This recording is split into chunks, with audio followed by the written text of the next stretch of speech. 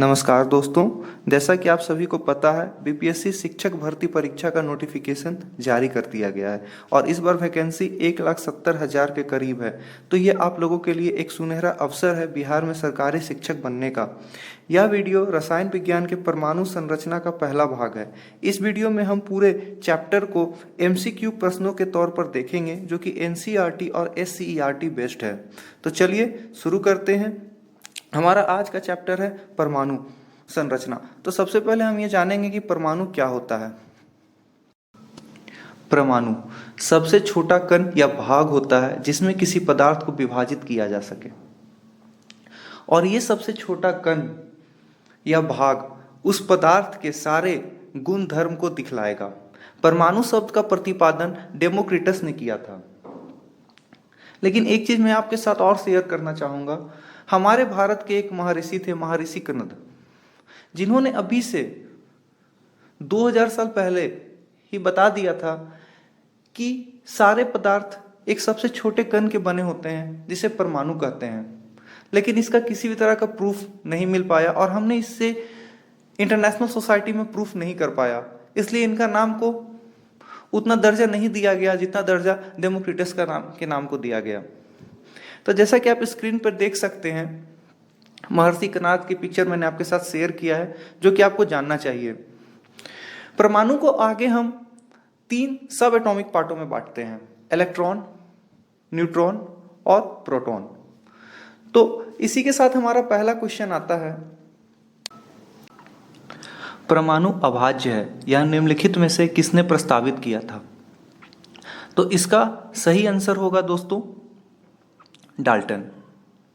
Dalton ने प्रस्तावित किया था परमाणु अभाज्य है। डाल्टन ने एक एटॉमिक थ्योरी दिया था जिसमें उसने बताया था कि हर एक पदार्थ छोटे छोटे पार्टिकल्स के बने होते हैं जिसे हम एटम्स कहते हैं। इस एटम्स को यानी परमाणु को हम बांट नहीं सकते हैं, परंतु हमने आपको स्लाइड में भी बताया था कि इसके सब एटॉमिक पार्ट होते हैं, इलेक्ट्रॉन, प्रोटॉन और न्यूट्रॉन। बट ये तीनों को हम अलग अलग नहीं कर सकते हैं।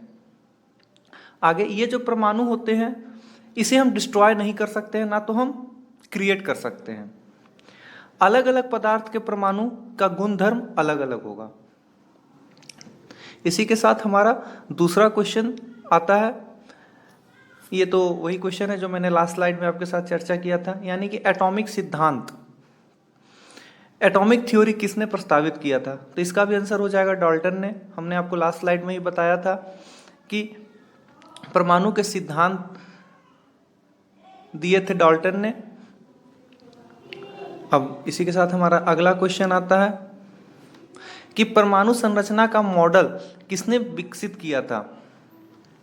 तो बहुत सारे मॉडल विकसित हुए थे, लेकिन जो सबसे ज़्यादा मान्य और सबसे ज़्यादा जो वैलिड है वो है नील बोर और रदरफोर्ड का मॉडल। तो इसका आंसर हो जाएगा दोस्तों बोर और रदरफोर्ड। परमाणु संरचना में अगर हम देखें तो हमने आपको अगले स्लाइड में बताया है कि जे थॉमसन, जी हाँ, जे थॉमसन का परमाणु मॉडल था जिसमें उन्होंने बताया था जिस तरह से आप वाटरमेलन, तरबूज में अगर आप देखते हो जो लाल रंग है उसे अगर हम पॉजिटिव चार्ज मान लें और उसके जो काला बीज को अगर हम नेगेटिव चार्ज यानी कि इलेक्ट्रॉन मान लें, तो उन्होंने बताया था कि एक पूरा का पूरा गुच्छा यानी कि पूरा का पूरा एक पॉजिटिव चार्ज है जिसमें कि इलेक्ट्रॉन एम्बेडेड है। और जो बोर का थ्योरी था उसमें उन्होंने बताया, बोर और रदरफोर्ड ने एक साथ मिलकर बताया था, जो केंद्रीय भाग में एक छोटा सा और पॉजिटिव आवेश वाला नाभिक होता है जिसके चारों तरफ इलेक्ट्रॉन चक्कर काटते हैं। ये सबसे ज़्यादा वैलिड मॉडल है जिसे हम लोग अभी भी फॉलो करते हैं। ठीक है, तो हमारा अब अगला क्वेश्चन शुरू होता है। एक परमाणु के 3 आधारभूत अवयव कौन से हैं? तो हमने आपको फर्स्ट स्लाइड में ही बता दिया था कि परमाणु को हम 3 सब एटॉमिक भागों में बांटते हैं, प्रोटॉन, न्यूट्रॉन और इलेक्ट्रॉन। तो इसका आंसर सही हो जाएगा ऑप्शन बी, प्रोटॉन, न्यूट्रॉन और इलेक्ट्रॉन। तो अगले क्वेश्चन की ओर चलते हैं। क्वेश्चन, परमाणु के नाभिक में कौन कौन से कण होते हैं? तो नील बोर ने बताया था कि परमाणु के बीच में एक नाभिक होते हैं जिसके चारों तरफ इलेक्ट्रॉन चक्कर काटते हैं तो ये जो नाभिक यानी कि जो न्यूक्लियस होते हैं इसमें कौन कौन से सब एटॉमिक पार्टिकल्स आते हैं? तो इसका आंसर हो जाएगा प्रोटॉन और न्यूट्रॉन। अगला क्वेश्चन है, ये जो हमारे न्यूक्लियस होते हैं ये पॉजिटिव चार्ज होते हैं, ठीक है। किसने बताया था? यानी कि नाभिक के घनावेशित होने की खोज किसने की थी? घनावेशित मतलब पॉजिटिव चार्ज। जैसे आप लोग बैटरी में भी देखते हो एक पॉजिटिव एक निगेटिव, तो ये जो नाभिक होता है वो घनावेशित होता है। तो ये बताया था रदरफोर्ड ने। रदरफोर्ड का एक फेमस एक्सपेरिमेंट था जो कि आप स्क्रीन पे देख सकते हो। इसे बोलते हैं रदरफोर्ड गोल्डफाइल मॉडल, जिसमें उन्होंने क्या किया था, बीच में एक सोने की पन्नी रखी थी और एक अल्फा किरण लीड प्लेट से होते हुए भेजा था। तो उन्होंने क्या देखा कि बीच में से वो पार नहीं हुआ था, बाकी ऊपर ऊपर से पार हो गया था। तो इसका मतलब क्या था कि पॉजिटिव चार्ज एक दूसरे को रिपेल कर रहा था, ठीक है। चलिए अगला क्वेश्चन है, तो यहां से ये भी क्वेश्चन पूछ सकता है कि गोल्ड फॉइल एक्सपेरिमेंट किसने किया था? तो इसका आंसर हो जाएगा रदरफोर्ड। और इसने ही न्यूक्लियस की खोज भी की थी और ये भी बताया था कि वह पॉजिटिव चार्ज होता है। अब उसी से लास्ट स्लाइड से ये क्वेश्चन है, किन किरणों के परिकिरणन से नाभिक के आकार का आकलन किया जा सकता है? मतलब ये पूछ रहा है कि नाभिक का शेप कितना बड़ा हो सकता है, ये कौन सा किरण के थ्रू हम जान सकते हैं? तो इसका आंसर हो जाएगा दोस्तों ऑप्शन ए, अल्फा कण, अल्फा रेज।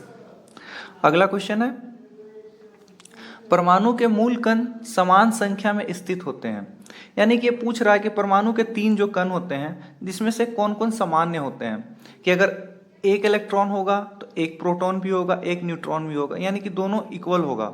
तो इसका आंसर हो जाएगा दोस्तों इलेक्ट्रॉन और प्रोटॉन। ये दोनों किसी भी न्यूट्रल सब्सटेंस में इक्वल होते हैं और किसी भी केमिकल रिएक्शन में इलेक्ट्रॉन पार्टिसिपेट करता है, ना कि प्रोटॉन, ठीक है।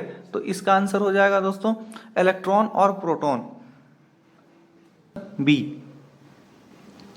अगला क्वेश्चन है, निम्नलिखित में से कौन एक अस्थायी कण है? अस्थायी कण का मतलब वो हमेशा के लिए एक जगह पे नहीं रहेगा, एक जगह से दूसरे जगह जाएगा, मतलब एक एटम से निकल करके दूसरे एटम में चला जाएगा। तो हमने 3 सब एटॉमिक पार्ट को देखा था, एक था इलेक्ट्रॉन, दूसरा था प्रोटॉन और तीसरा था न्यूट्रॉन।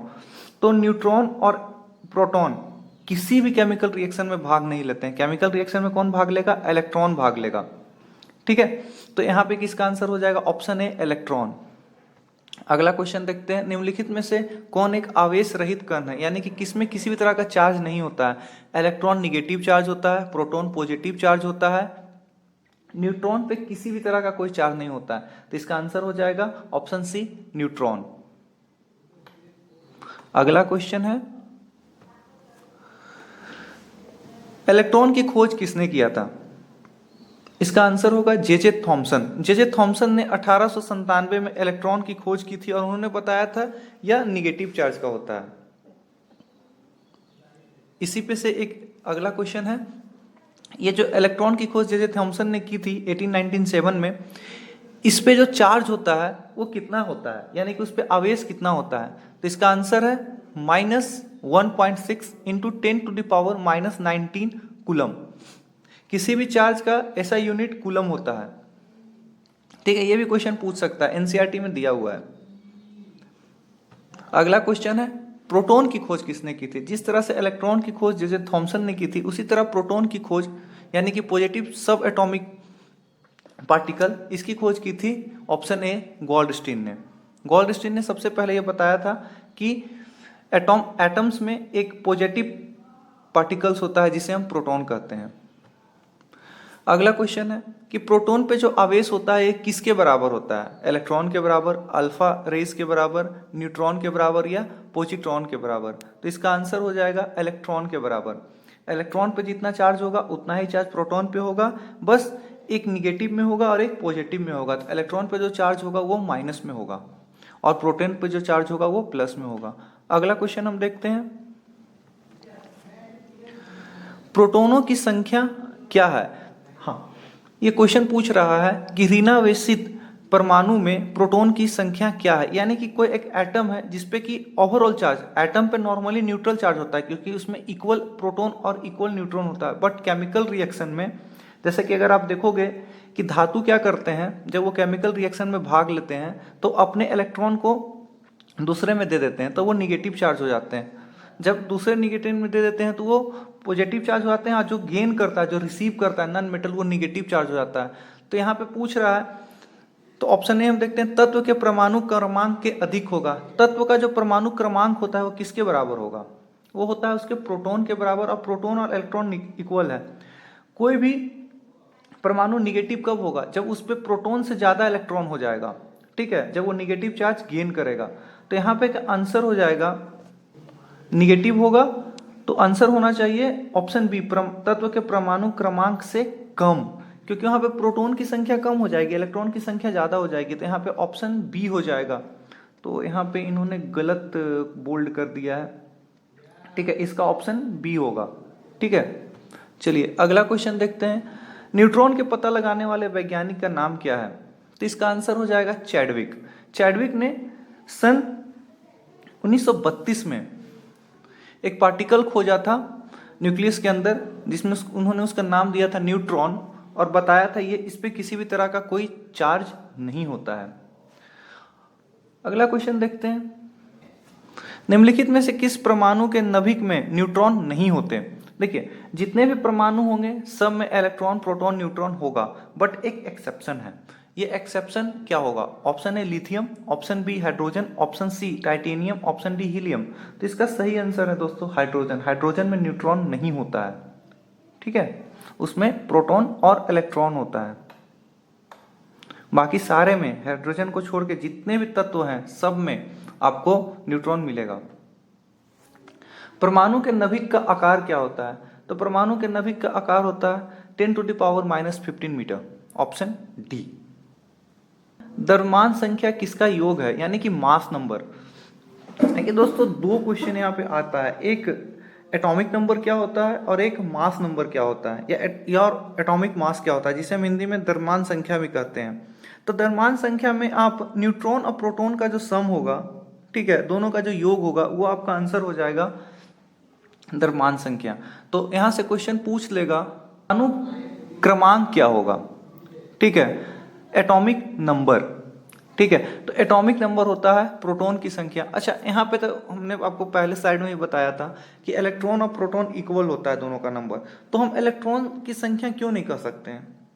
हमने आपको आगे भी बताया कि किसी भी केमिकल रिएक्शन में इलेक्ट्रॉन भाग लेगा, ना कि प्रोटॉन। तो इलेक्ट्रॉन किसी भी पार्टिकल में ज्यादा या कम हो सकता है, बट प्रोटॉन वही होगा। इसलिए हम परमाणु क्रमांक का जब हम निर्धारण करते हैं तो हम प्रोटॉन की संख्या का यूज करते हैं। तो यहाँ पे आंसर हो जाएगा ऑप्शन ए, प्रोटॉन।